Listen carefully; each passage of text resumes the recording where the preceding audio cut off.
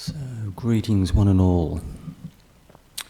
So, when we look at the dynamics of the meditation process, what are we trying to achieve with the practice that we're trying to develop on a regular or irregular basis? And so, the whole process of meditation is an aspect of coming to know and understand yourself, because if you really understood yourself very, very well, the kind of worldly attachments and interests that you experience would be very, very faint, and very, very easy to say let go with, even temporarily.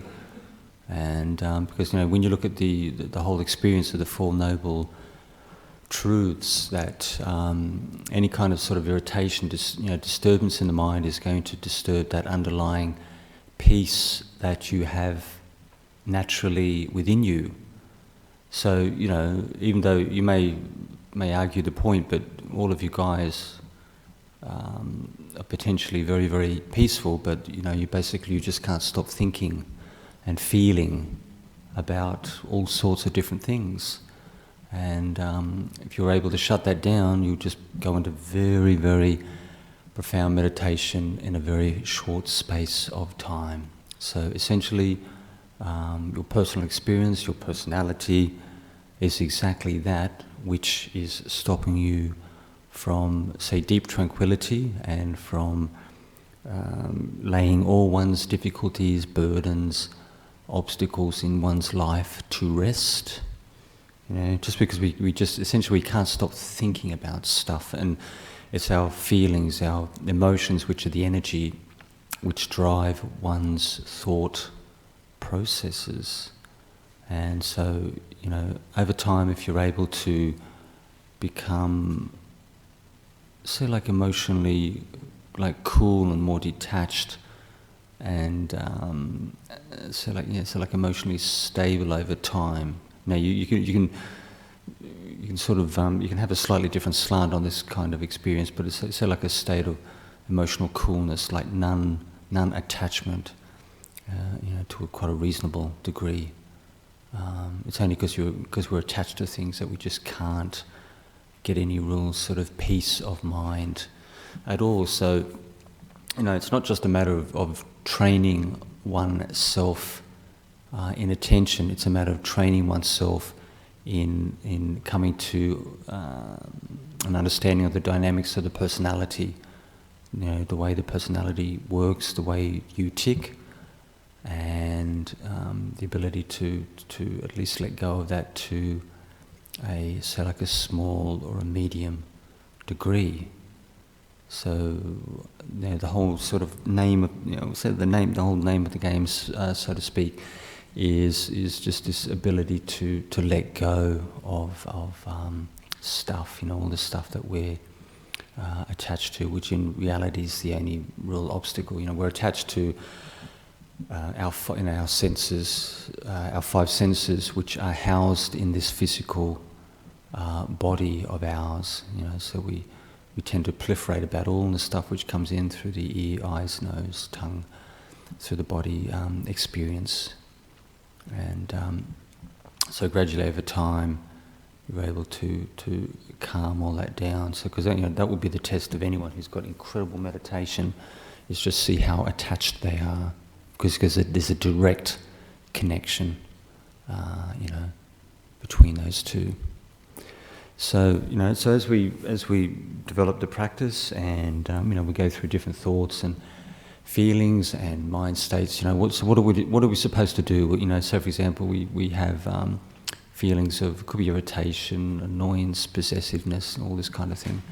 And how do we essentially relinquish or sort of lay these experiences down, especially when they're quite personal and they're very sort of very deeply felt within one's experience. You identify and you cling to this stuff. You think this is you, and naturally you put a lot of importance and value on your personality makeup and your experiences, because without your sense of personality, you may feel that you don't really count. You're a nobody. You're a person of no real substance, like an empty shell. But a person can have a fairly cool personality, an emotionally cool personality, but they can still function very, very well. They can still interrelate with other people. They can still care. They can still have a sense of joy and happiness in one's life, and the tendency is for that to increase over time. So you can get the full expression of the personality that you see, like externally, but inside the person is very, very light, very free. Very there's not really strong feelings of love, hate, possessiveness, clinging. It's very, very light and cool, but you still see, externally. You can't see inside the person, but externally, the person's very carefree, very, very open, very, very expressive. But there's like an emptiness principle inside them that the people around them can't see. So when we look at that, so how do we come to a comprehension of these things that we go to, and how do we make an effort to relinquish them?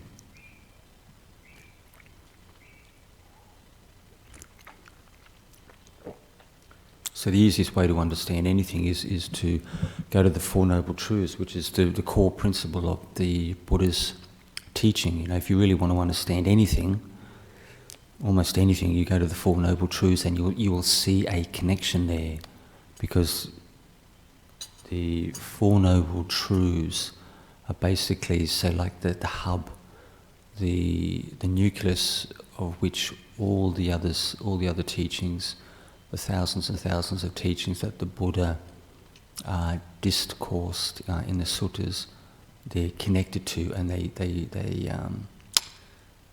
circle around the primary principle. Because, say for example, no matter what emotional experience, the people you're connected with, it could be absolutely anything on any level. Cultural, psychological, sociology, science, whatever aspect you're looking at within the mind-body experience. If you look at whatever disturbs the mind, whatever shakes the mind up, makes the mind tremble, whatever is brings about that sense of, say, unease or disturbance, and even the most incredible happiness that you could ever have as a human being. You compare that against someone who has very, very, who say has the jhanas, meditations, has very profound meditation. The most incredible worldly experiences you have are just, say, like suffering by comparison. And as you move through the jhana states, people who have mastery with these levels of samadhi will tell you, as you move from the first to second, the second to third, third to fourth, you're relinquishing like a refined sense of suffering or disturbance as you move through these very, very refined states of mind. So, but on the worldly level, so whatever, an easy way to understand it is to look at one's personal experience, what we cling to, and that will be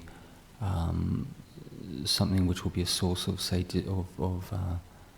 maybe unease or disturbance within the mind. So if we, whatever you go through, you contemplate, like it could be any kind of, it could be even intellectual pursuits of people could be interested in like historical studies and this and that. But if you compare the most profound book or research article you've ever read in your life, and then you compare that to the deepest level of meditation that you've ever experienced as a human being, you'll find that that intellectual pursuit or discovery or interest just doesn't compare It's all about like just letting go, this relinquishing to deeper states of tranquility and understanding.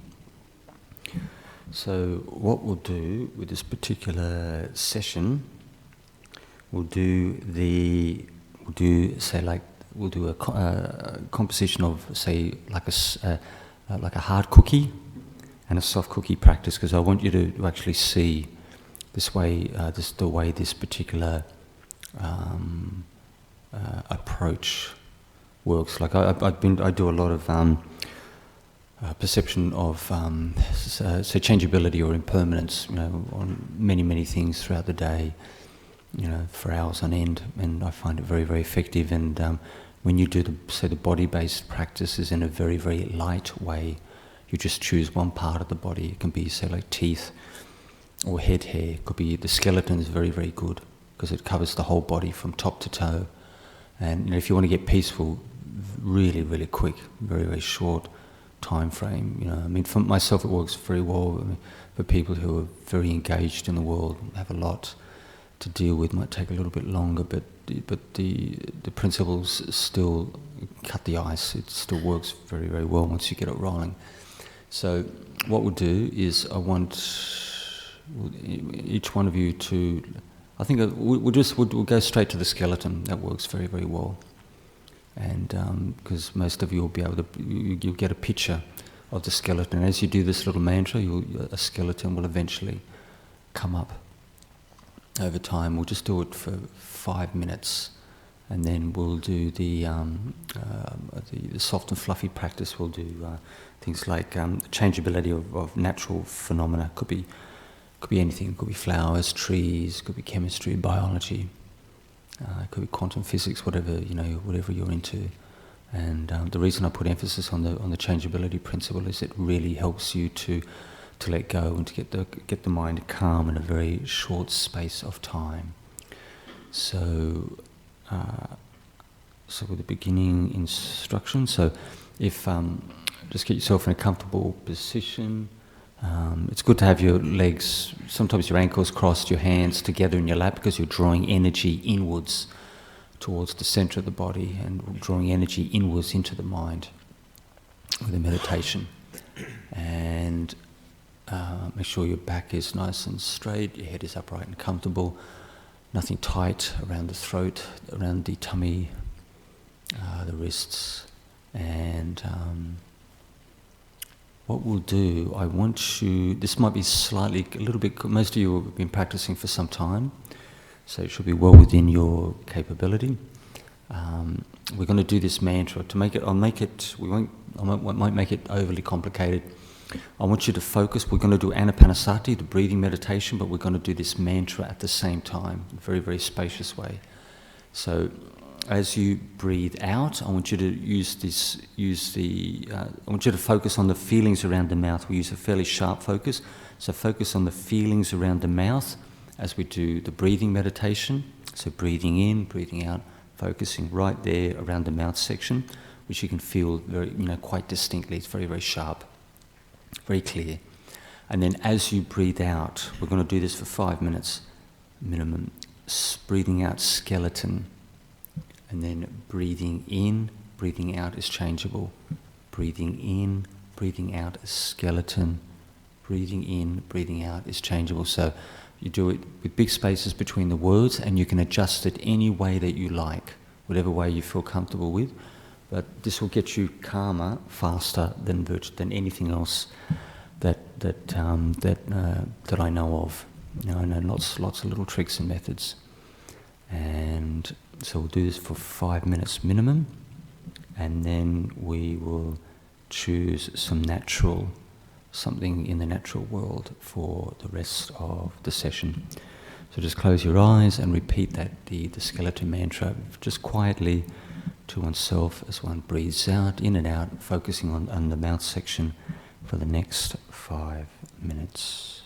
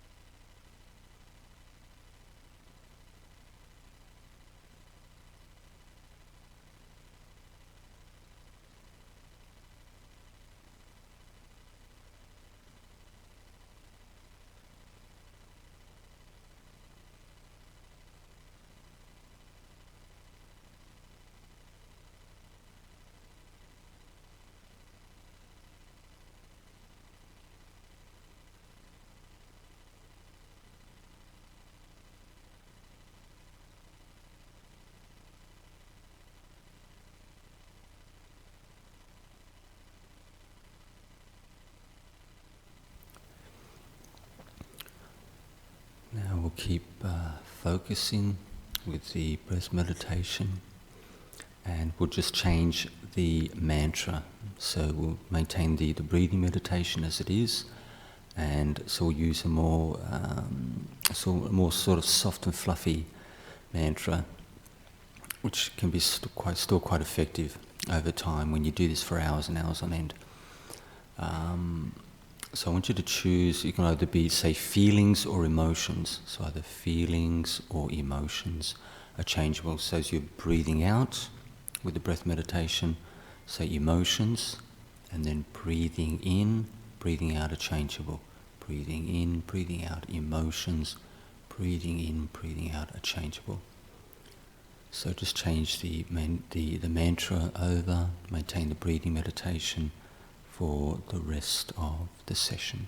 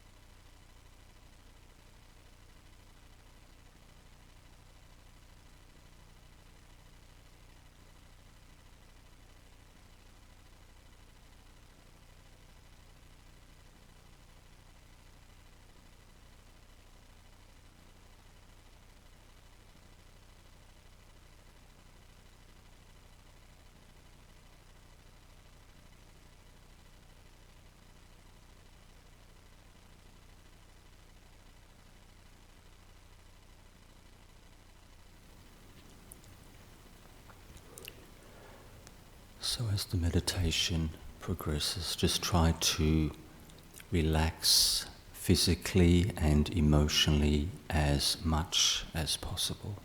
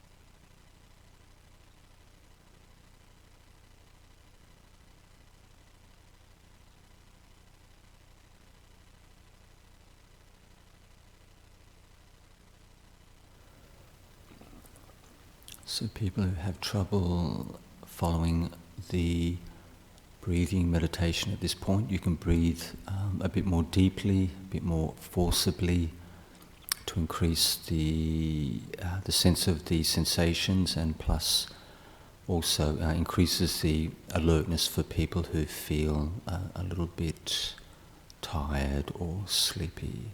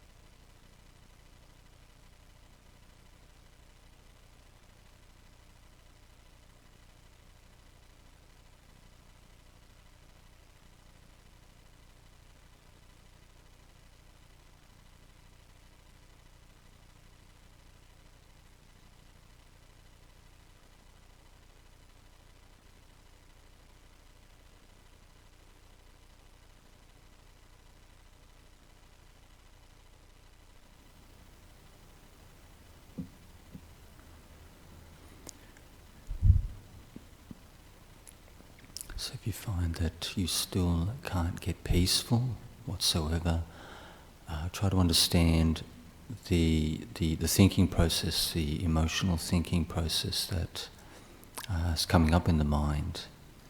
And so try to understand, you know, the things that you think about and why and where and for what reason or purpose, who it's connected with and why, the surrounding circumstances, because the more you understand those things which come up in the mind, emotionally charged, say mind states, that once you start to go into these things and understand the dynamics, the mind increases in understanding and relaxes and lets go, at least to a small degree.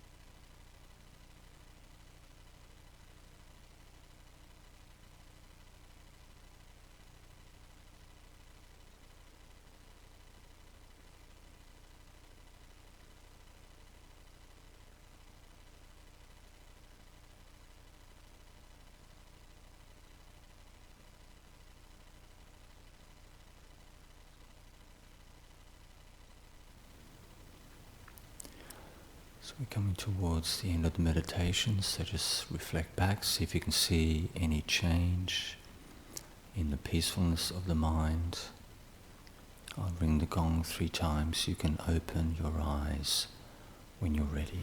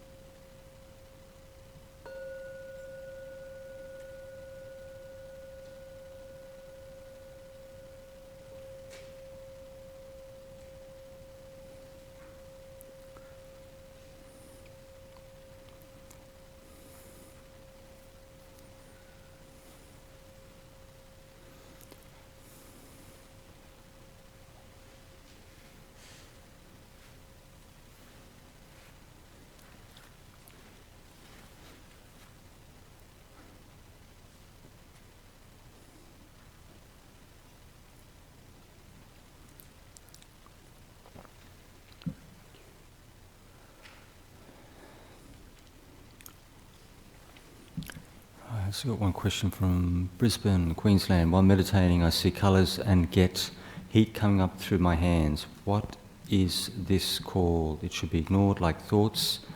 Thank you. So naturally, people can have all sorts of weird and wonderful experiences coming up with the meditation practice. So when you see colours, you can get sort of changes in mental energy and sensory awareness, which can occur with the meditation.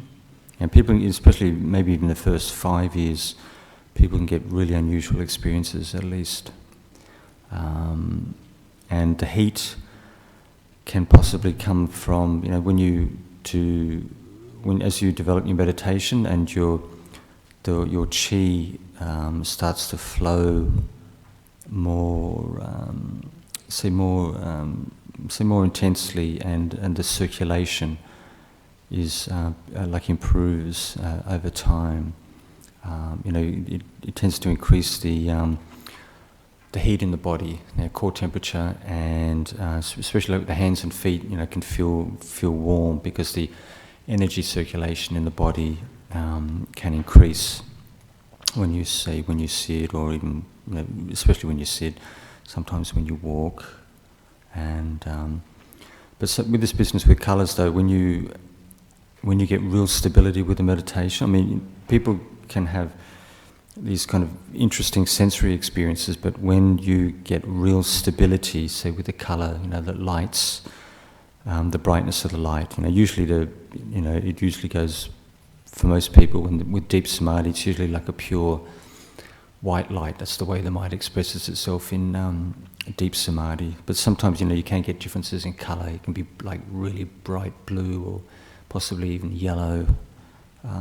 It depends on your makeup. But when the mind becomes, starts to become unified, that the light, realistically, it should be like a pure white light, which is the way the mind is identified. In that it's kind of like unification of mind. And a question from Germany: how do you meditate and find peace if the body is constantly shaken by pain, dizziness and nausea, draining mind and body from energies and causing anxiety and turmoil in the mind? So how do you meditate and find peace if the body is constantly shaken by pain, dizziness and nausea?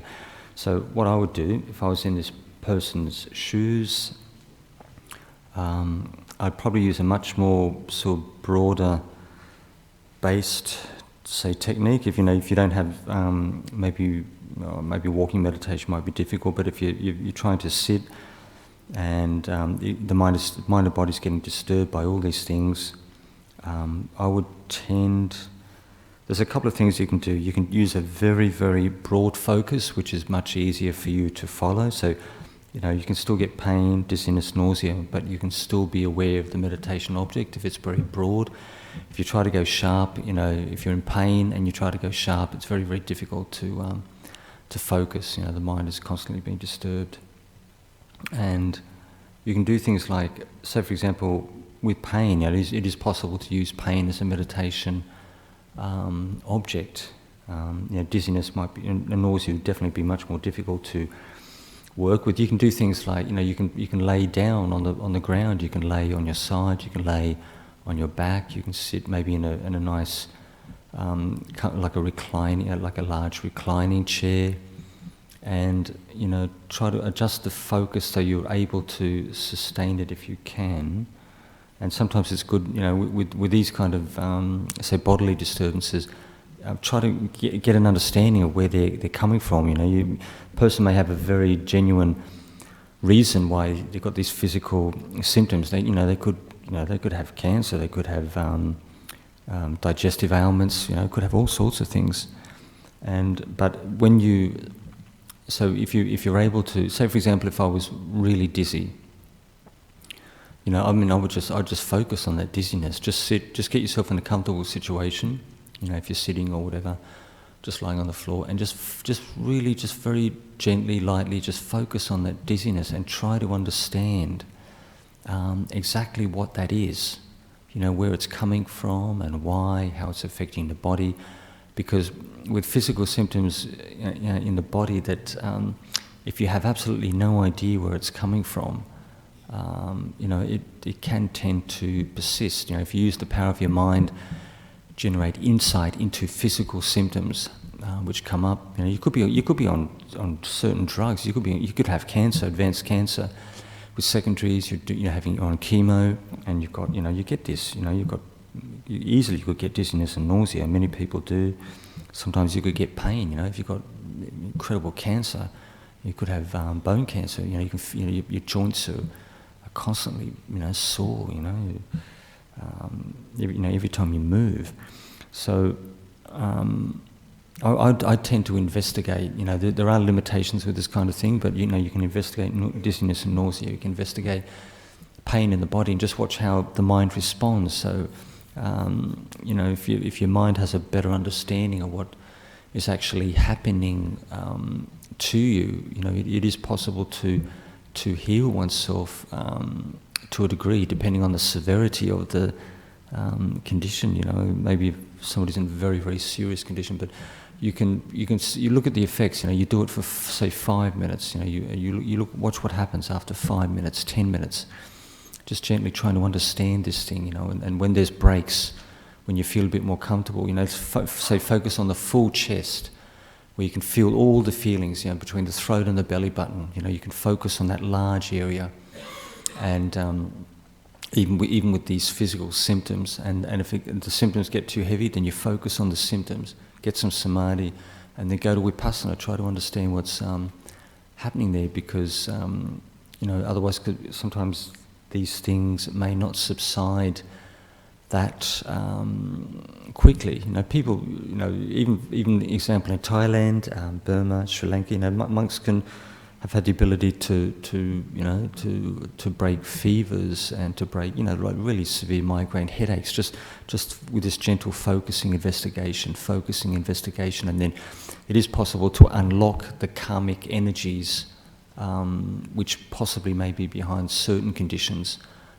Because if you've just got no idea what's going on, what's happening to you, that ignorance will be a source of that complaint and that condition just going on and on and on and on in this life, and potentially in the future lives. If you've got some heavy karma, and you've got some major physiological, or even could be anything, biochemical or neurological disorder, if you don't gain an understanding of that just through the power of ignorance, that's just going to continue on and on and on and on, 10, 20, 30 years, even into your next life, until the karma is actually worked through your body and mind. But you can accelerate that process through the power of vipassana. You can unlock things and release them through the power of vipassana. But you put it to the test.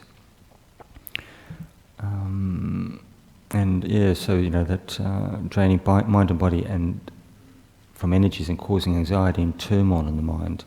So do it on both sides, physical symptoms and the anxiety, the turmoil. Why am I reacting like this? Why do I feel this way? How are the symptoms affecting me? You may think it's completely obvious stuff, but when you actually investigate and then you see the change, you see an alleviation. As soon as you see that, then you know you're onto something. It's actually working for you to a degree. It's all very nice to get peaceful, but if you've got to keep your wisdom faculty at the same level, because problems, difficulties, and past karma can just go on and on and on. It can follow you for lifetimes. So, are there any other questions at all from the group?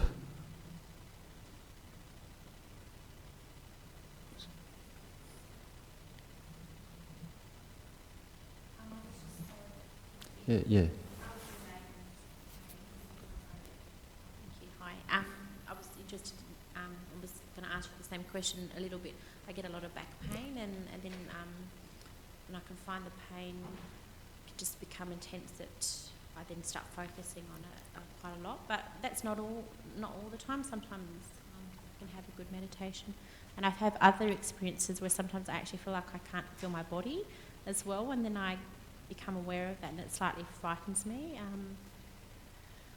afterwards, because I feel that I'm going to end up again maybe in pain afterwards, because I'll feel my blood flowing through me, a bit like when you get pins and needles. So that, but like you say, the karma is very interesting to focus on that and what that might be about, to be aware. But I was wondering how monks, I'm sure you don't have ailments like maybe we do with our backs as we get older and whatnot, or you've worked through all that. I was wondering how you managed to kind of sit for long periods of time as well. But I'm sure you've worked through this for many years. Whatever works for you. So as you try to understand the mind-body experience, and then just see how the mind responds. I mean, there might, if people have got real damage, genuine back pain, there might be a workable limit, and you just find what works for you. Whether it could be massage, it could be certain yoga, stretching. There could be certain things which may take the edge off the pain. I do actually have some deformity in my back, but I'm keen on meditation, so I just have to keep working through the process. I knew a lady when I was at the Cambodian temple. She specialises in this technique by this Russian researcher, and you're using the power of the mind to heal your physical body. And she's a very, very smart lady, and she was really, really taking with this technique, and she's spent, thousands of dollars on courses. She's got a lot of confidence in this, and even things like using, when people are missing teeth, using the power of your mind to actually affect the physical body and actually grow new teeth or open new neurological pathways. I don't know much about this kind of thing at all, but she was really, really taken with it. So there must be something to it. And she was talking about she's helped, assisted people in the past, and she's healed people. People have had conditions for several years, or 5, say up to 5 years plus, and she was able to heal these people in like 5 to 10 minutes. And she wouldn't lie to my face about this kind of stuff. So you could dial it up on the internet. It's this Russian researcher.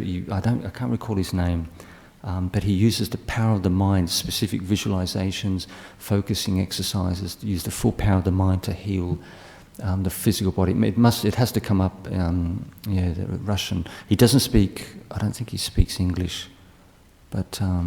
I could easily, if you're interested, I could chase up the name. I got the lady's phone number. Are there any other questions at all? Okay, we'll finish it up and call it an afternoon. Thank you kindly.